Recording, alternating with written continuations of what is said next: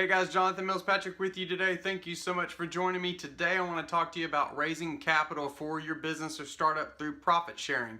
Recently through Quora, I got a question asked by an entrepreneur about how this works, so I wanted to run you through just the base idea and how investors structure it to actually protect them. One of the most infamous examples of profit sharing for injecting capital into business is off of Shark Tank. Kevin OLeary loves to offer startups an investment opportunity to work with him, but he asks to recoup that money back over time through what he calls a royalty, which is basically profit sharing.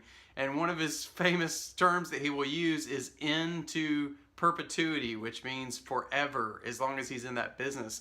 With profit sharing, an investor recoups their income through the profits of the business. Now, the one key distinction that I want you to think about if you ever decide to go down this road of raising capital through profit sharing is the distinction between that profit sharing percentage. Does it come out of your gross profit or out of your net profit? And here's what I mean. With investors, they want their profit sharing percentage to come out of your gross profit. And here's why. The way gross profit works, it is revenue or your sales minus your cost of goods sold, and that leaves you your gross profit. Gross profit is before any sort of operating expenses kick in, which would be things like salaries, payroll, insurance, other operating expenses, other general operating expenses.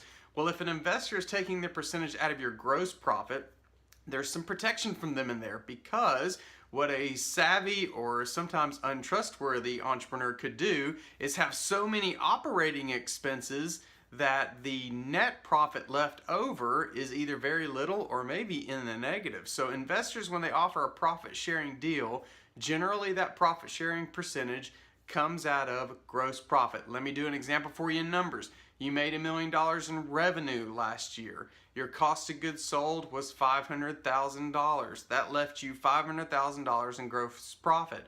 If an investor had a 10% profit sharing deal with you, out of that $500,000 in that year left in gross profit, they would earn $50,000 back toward recouping their investment.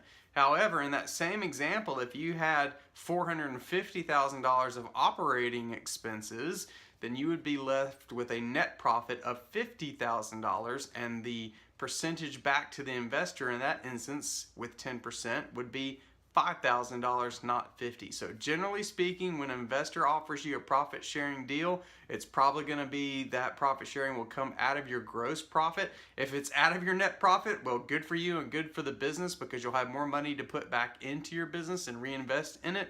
But oftentimes, investor will use that to hedge their bets to make sure they're recouping their money a lot faster. If you're going to raise through profit sharing, make sure that you clear out that distinction with your investor before you accept a deal. Hope you're having a great day. Thanks for joining me. See you again soon.